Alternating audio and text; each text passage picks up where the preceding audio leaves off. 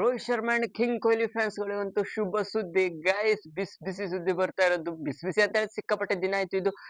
ಎಲ್ರಿಗೂ ಗೊತ್ತಿರುವಂತ ವಿಷಯವೇ ಆದ್ರೂ ಕೂಡ ಕೆಲವೊಬ್ಬರಿಗೆ ಗೊತ್ತಿರಲ್ಲ. ವಿರಾಟ್ ಅಂಡ್ ರೋಹಿತ್ ಶರ್ಮಾ ಅವರು ಜಸ್ಟ್ ಇವಾಗ ತಾವು ಕೂಡ ಎಲ್ಲ ಕಡೆನೂ ಕೂಡ ಅಂದ್ರೆ ಆಕ್ಟಿವ್ ಆಗಿ ಇರ್ಲಿಕ್ಕೆ ಕ್ರಿಕೆಟ್ ಅಲ್ಲಿ, ಮತ್ತೆ ಓಡಿಐ ಸೀರೀಸ್ ಕೂಡ ಸಿಕ್ಕಾಪಟ್ಟೆ ಲಾಂಗ್ ಟರ್ಮ್ ಇರೋದ್ರಿಂದ, ಮತ್ತೆ ನೆಕ್ಸ್ಟ್ ಅಲ್ಲಿ T20 ವರ್ಲ್ಡ್ ಕಪ್ ಇರೋದ್ರಿಂದ ಓಡಿಐ ಸೀರೀಸ್ ಗಳು ಸಿಕ್ಕಾಪಟ್ಟೆ ಕಡಿಮೆ ಇರೋದು. ಇವಾಗ ಮುಂದಿನ ವರ್ಷಕ್ಕೆ ಇರೋದ್ರಿಂದ T20 ವರ್ಲ್ಡ್ ಕಪ್ ಆದ ತಕ್ಷಣ IPL ಆಗುತ್ತೆ. IPL ಆದ ತಕ್ಷಣ ಓಡಿಐ ಕ್ರಿಕೆಟ್ ನ ಪ್ರಿಪರೇಷನ್ ಯಾಕಪ್ಪ ಅಂತ ಹೇಳಿದ್ರೆ 2027ಗೆ ಸೌತ್ ಆಫ್ರಿಕಾದಲ್ಲಿ ಆಗ್ತಾ ಇರೋದ್ರಿಂದ ಅಲ್ಲಿವರೆಗೂ ಕೂಡ ಓಡಿಐ ಫಾರ್ಮೆಟ್ ಒಂದೇ ಫೋಕಸ್ ಆಗಿರೋದ್ರಿಂದ ಇಬ್ರಿಗೂ ಕೂಡ ಇವಾಗ ವಿಜಯ್ ಹಜಾರೆ ಟ್ರೋಫಿನ ಆಟ ಆಡ್ತೇವೆ ಅಂತ ಇಬ್ರು ಕೂಡ ಅಫಿಷಿಯಲ್ ಅಕೌಂಟ್ ಹೇಳಿದ್ರು. ಅದೇ ರೀತಿಯಾಗಿ ಸೆಲೆಕ್ಷನ್ ಕೂಡ ಆಗಿದ್ದಾರೆ ಆಯಾ ಟೀಮ್ಸ್ ಗಳಿಗೆ.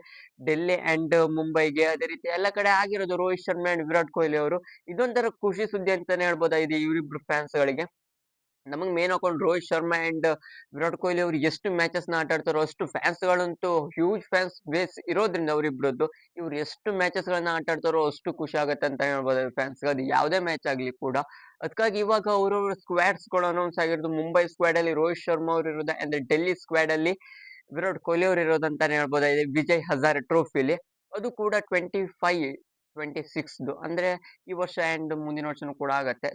ಡಿಸೆಂಬರ್ ಎಂಡ್ ಇಂದ ಸ್ಟಾರ್ಟ್ ಆಗುವಾಗ 24ರಿಂದ ಸ್ಟಾರ್ಟ್ ಮತ್ತೊಂದು 2-3 ದಿನದಲ್ಲಿ ಅದನ್ನು ಕೂಡ ನೋಡ್ಲಿಕ್ಕೂ ಕೂಡ ಫುಲ್ ಫ್ಯಾನ್ ಬೇಸ್ ಅಂದ್ರೆ ಕ್ರೌಡ್ ಅಂತೂ ಫುಲ್ ಫಿಲ್ ಆಗಿರತ್ತೆ ಅಂತಾನೆ ಹೇಳ್ಬೋದಾಗಿದೆ. ಮೊದಲಾಗಿ ಕಿಂಗ್ ಕೊಹ್ಲಿ ಅಂಡ್ ರಿಷಬ್ ಪಂತ್ ಅವ್ರ ಕ್ಯಾಪ್ಟನ್ಸಿ ಹೋಗ್ತಿರುವಂತ ಡೆಲ್ಲಿ ಸ್ಕ್ವಾಡ್ ಯಾವ ರೀತಿ ಅಂತ ನೋಡೋದಾದ್ರೆ, ವಿರಾಟ್ ಕೊಹ್ಲಿ, ರಿಷಬ್ ಪಂತ್ ಅವರು, ದೇವ್ಲರ್ಕೆ, ದಿವ್ಯಜ್ ಮಿಶ್ರಾ, ಗೋವಿಂಕೆ ಸೈನಿ, ಶಿವರಾಜ್ ಸಿಂಗ್, ಅದೇ ರೀತಿ ರಾಜೇಶ್ ದದಾರ್, ಅದೇ ರೀತಿ ಅಮನ್ ಬೆರ್ತಿ, ಗೋವಿಂದ ಮುಟ್ಟಿಲ್ ಸಿಕ್ಕಾಪಟ್ಟೆ ಜನ ಇರೋದು. ಇದ್ರಲ್ಲಿ ಮೇನ್ ಹಾಕೊಂಡು ಇವ್ರದ್ದೆಲ್ಲ ಹೆಸರು ಹೇಳಕ್ ಹೋದ್ರೆ ಸಿಕ್ಕಾಪಟ್ಟೆ ಲಾಂಗ್ ಇರೋದು ಅಂತಾನೆ ಹೇಳ್ಬೋದು. ಒಬ್ರು ಕೂಡ ಇಲ್ಲಿ ನೋಡ್ತಾ ಇರೋ ಮಟ್ಟಿಗೆ ಒಬ್ರು ಇಲ್ಲಿ IPL ನ ಆಟ ಆಡಿರುವಂತವ್ರೆ ಅಲ್ಲ ಅಂತ ಅನ್ನಿಸ್ತಾ ಇರೋದು ನನ್ನ ಪ್ರಕಾರ ಅನ್ನಿಸ್ತಾ ಇರೋ ಮಟ್ಟಿಗೆ. ನೆಕ್ಸ್ಟ್ ಅಲ್ಲಿ ಹೋಗೋದಾದ್ರೆ ವಿರಾಟ್ ಕೊಹ್ಲಿ ಅಂಡ್ ರಿಷಬ್ ಪಂತ್ ಅವರು ಒನ್ ಆಫ್ ದ ಬೆಸ್ಟ್. ಯಾಕಪ್ಪ ಅಂತ ಹೇಳಿದ್ರೆ ಇವರು ಅವೈಲೇಬಲ್ ಇರ್ತಾರೆ ಒಂದು ಜನವರಿ 10th ಅಲ್ಲ, ನನ್ನ ಪ್ರಕಾರ 5th ತನಕ ಅವೈಲೇಬಲ್ ಇರ್ಬೋದು ಅಲ್ಲಿವರೆಗೂ ಕೂಡ. ಅದರ ನಂತರ ಅಂತೂ ಇವ್ರಿಗೆ ಓಡಿಐ ಸೀರೀಸ್ ಇರೋದ್ರಿಂದ ನ್ಯೂಜಿಲೆಂಡ್ ಜೊತೆಗೆ ಅದರಲ್ಲಿ 3 ಓಡಿಐ ಮ್ಯಾಚಸ್ ಗಳು ಇರೋದು ನಮ್ಮ ಹೋಮ್ ಅಲ್ಲಿ ಆಗ್ತಿರೋದ್ರಿಂದ ಅಲ್ಲಂತ 100% ಸೆಲೆಕ್ಷನ್ ಆಗ್ತಾರೆ. ಅದಕ್ಕಂತೂ ಹೆಚ್ಚಿನ ಫೋಕಸ್ ಮಾಡೇ ಮಾಡ್ತಾರೆ. ಕಿಂಗ್ ಕೊಹ್ಲಿ ಅವರಿಗೆ ಅದು ಕೂಡ ಕೊನೆ ಓಡಿಐ ಸೀರೀಸ್ ಆಗುವಂತ ಸಾಧ್ಯತೆ ಇದೆ IPL ಗಿಂತ ಮೊದಲಾಗಿ. ಅದರ ನಂತರ ಅಂತೂ ಓಡಿಐ ಸೀರೀಸ್ ಗಳು ಇರೋದು.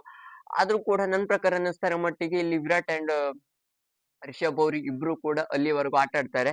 ಇದ್ರಲ್ಲಿ ಮೇನ್ ಹಾಕೊಂಡು ಮುಂಬೈ ಕಡೆ ಎರಡನೇ ಸ್ಕ್ವಾಡ್ ಆಗಿರುವಂತ ಮುಂಬೈ ಕಡೆ ಹೋಗೋದು ವಿಜಯ್ ಹಜಾರೆ ಟ್ರೋಫಿಲಿ ರೋಹಿತ್ ಶರ್ಮಾ ಅವರು, ಶಾರ್ದುಲ್ ಠಾಕೂರ್ ಅವರು ಕ್ಯಾಪ್ಟನ್ಸಿ ಹೋಗ್ತಾ ಇದ್ದಾರೆ. ಅವೈಲೇಬಲ್ ಜಸ್ಟ್ 2 ಮ್ಯಾಚಸ್ ಅಂತ ರೋಹಿತ್ ಶರ್ಮಾ ಅವರೇ ಇಲ್ಲಿ ಹೇಳ್ಕೊಂಡ್ ಬಿಟ್ಟಿರೋದು ಅಂತಾನೆ ಹೇಳ್ಬೋದಾಗಿದೆ. ಇಲ್ಲಿ ಕಿಂಗ್ ಕೊಹ್ಲಿ ಅವರಂತ ಅಷ್ಟೇ ಫಿಫಾ ಹಾಕೊಂಡು ಇಷ್ಟೇ ಮ್ಯಾಚಸ್ ನ ಆಟ ಆಡ್ತೇವೆ ಅಂತ ಹೇಳಿಲ್ಲ, ಒಟ್ನಲ್ಲಿ ಆಟ ಆಡ್ತೇವೆ ಅಂತ ಹೇಳಿರೋದು. ಇಲ್ಲಿ ನೋಡ್ತಾ ಇರೋ ಮಟ್ಟಿಗೆ ಅವರೇಜ್ ಯಾವ ರೀತಿ ಇರೋದು ಮೊದಲದಾಗಿ ನೋಡೋದಾದ್ರೆ ಕಿಂಗ್ ಕೊಹ್ಲಿ ಅವರ ಮ್ಯಾಚಸ್ ಅಪೋಸಿಷನ್ ಯಾವ್ಯಾವ ಡೇಟ್ ಅಲ್ಲಿ ಇರೋದು ಅಂತ ನೋಡೋದಾದ್ರೆ ಅಂದಾಜ್ ಜೊತೆ ಇರೋದು 24 ಡಿಸೆಂಬರ್ಗೆ 24ನೇ ತಾರೀಕಿಗೆ ಇರೋದು. ಅದು ಕೂಡ ಆಲೂರ್ ಕ್ರಿಕೆಟ್ ಸ್ಟೇಡಿಯಂ ಬೆಂಗಳೂರಲ್ಲಿ ಆಗ್ತಾ ಇರೋದು. ನೆಕ್ಸ್ಟ್ ಅಲ್ಲಿ ಗುಜರಾತ್ ಜೊತೆ ಇರೋದು ಆಲೂರ್ ಕ್ರಿಕೆಟ್ ಸ್ಟೇಡಿಯಂ ಬೆಂಗಳೂರಲ್ಲಿಯ ಡಿಸೆಂಬರ್ 26ಕ್ಕೆ. ನೆಕ್ಸ್ಟ್ ಅಲ್ಲಿ ಸೌರಾಷ್ಟ್ರ ಜೊತೆ ಆಗ್ತಿರೋದು ಡಿಸೆಂಬರ್ 29ಕ್ಕೆ ಆಲೂರಲ್ಲೇ ನಮ್ಮ ಬೆಂಗಳೂರಲ್ಲೇ. ಒಡಿಶಾ ಜೊತೆ ಆಗ್ತಿರೋದು ಡಿಸೆಂಬರ್ 31ಕ್ಕೆ. ಇಲ್ಲಿ ತನಕ ಅವೈಲೇಬಲ್ ಇರಬಹುದು ಅಂತ ಅನಿಸ್ತಾ ಇರೋದು.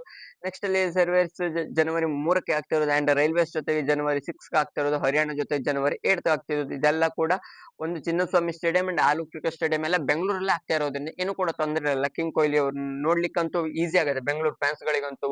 ಡಿಸೆಂಬರ್ 31 ತನಕ ನನ್ನ ಪ್ರಕಾರ ಆಟ ಆಡುವಂತ ಸಾಧ್ಯತೆ ಇರೋದು. ಸ್ಕ್ವಾಡ್ ಅನೌನ್ಸ್ ಆದ ತಕ್ಷಣ ಅವರು ಅಲ್ಲಿಂದ ಹೊರಗಡೆ ಬಂದ್ಕೊಂಡು ಪ್ರಾಕ್ಟೀಸ್ ಅಲ್ಲಿ ಇಂಟರ್ನ್ಯಾಷನಲ್ ಮ್ಯಾಚಸ್ ಗೆ ಅವೈಲೇಬಲ್ ಆಗ್ತಾರೆ ಅಂತಾನೆ ಹೇಳ್ಬೋದಾಗಿದೆ. ಕಿಂಗ್ ಕೊಹ್ಲಿ, ವಿರಾಟ್ ಕೊಹ್ಲಿ ಅಂಡ್ ರಿಷಬ್ ಪಂತ್ ಅವರು, ರೋಹಿತ್ ಶರ್ಮಾ ಅಂಡ್ KL ರಾಹುಲ್ ಅವರು ಕೂಡ ಆಟ ಆಡ್ತಾ ಇರೋದು. ನೆಕ್ಸ್ಟ್ ಅಲ್ಲಿ ವಿರಾಟ್ ಕೊಹ್ಲಿ ಅವರ ಅವರೇಜ್ ವಿಜಯ್ ಹಜಾರೆ ಟ್ರೋಫಿಲಿ ಯಾವ ರೀತಿ ಇರೋದು ಅಂತ ನೋಡೋದು, 13 ಮ್ಯಾಚಸ್ ಗಳಲ್ಲಿ 819 ರನ್ಸ್ ನ ಹೊಡೆದಿರೋ, ಅದು ಕೂಡ 68.2 ಅವರೇಜ್ ಅಲ್ಲಿ 106 ಸ್ಟ್ರೈಕ್ ರೇಟ್ ಅಲ್ಲಿ ಓಡಿ ಫಾರ್ಮೆಟ್ ಆಗಿರೋದ್ರಿಂದ ಇದೊಂಥರ ಒನ್ ಆಫ್ ದ ಬೆಸ್ಟ್ ಆಗುತ್ತೆ. ಇದು ಕಿಂಗ್ ಕೊಹ್ಲಿ ಅವ್ರದ್ದಾಗಿರೋದು. KCA ಗ್ರೌಂಡ್ ಆಲೂರಿನಲ್ಲಿ ಆಗ್ತಿರೋದು ಅಂಡ್ ಚಿನ್ನಸ್ವಾಮಿ ಸ್ಟೇಡಿಯಂ ಅಲ್ಲಿ. ನನ್ನ ಪ್ರಕಾರ ಮೂರೇ ಮ್ಯಾಚ್, ಒಂದು ಆಂಧ್ರ, ಗುಜರಾತ್ ಅಂಡ್ ಸೌರಾಷ್ಟ್ರ 29ನೇ ತಾರೀಕು ತನಕ ಅವೈಲಬಿಲಿಟಿ ಇರ್ಬೋದು ಕಿಂಗ್ ಕೊಹ್ಲಿ ಅವರು ಅಂತ ಅನಿಸ್ತಾ ಇರೋದು ನನ್ನ ಪ್ರಕಾರ ಅನ್ನಿಸ್ತಾ ಇರೋ ಮಟ್ಟಿಗೆ. ಇದು ಇನ್ನು ಕೂಡ ಅವರು ಅಫಿಷಿಯಲ್ ಹಾಕೊಂಡು ಹೇಳಿಲ್ಲ. Virat and Rishabh, KL and Rohit Sharma ಇವ್ರು 4 ಜನ ಆಟ ಆಡ್ತಾರೆ. ಯಾಕಪ್ಪ ಅಂದ್ರೆ ಕಾಲ್ ಇರ್ಬೇಕಲ್ಲ, ಮತ್ತೆ ಒಳ್ಳೇದಾಗಿ ಪ್ರಿಫರ್ ಹಾಕೊಂಡು ಮತ್ತೆ ಒಳ್ಳೇದಾಗಿ ಟಚ್ ಅಲ್ಲಿ ಇರ್ಬೋದಾಗುತ್ತೆ ಕ್ರಿಕೆಟ್ ನಲ್ಲಿ ವಿಜಯ್ ಹಜಾರೆ ಆಟ ಆಡಿದ್ರೆ ಅಂತ ಅನ್ನಿಸ್ಕೊಂಡು ಇಲ್ಲಿ ಆಟ ಆಡಿರೋದು ಅಂತಾನೆ ಹೇಳ್ಬೋದಾಗಿದೆ.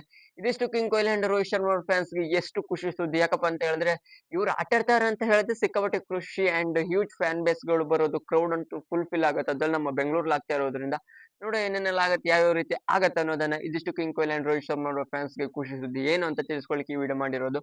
ನಿಮ್ಗೆ ವಿಡಿಯೋ ಇಷ್ಟ ಕಮೆಂಟ್ ಮಾಡಿ. ಇನ್ನೂ ಹೆಚ್ಚಿನ ಕ್ರಿಕೆಟ್ ಇನ್ಫಾರ್ಮೇಶನ್ ಗೋಸ್ಕರ ಚಾನಲ್ ಮುಂದೆ ಬೇಗನೆ ಸಬ್ಸ್ಕ್ರೈಬ್ ಮಾಡ್ಕೊಳ್ಳಿ ಅಂತ ಹೇಳ್ತಾ ಸಿಗೋಣ ಮುಂದಿನ ವಿಡಿಯೋ.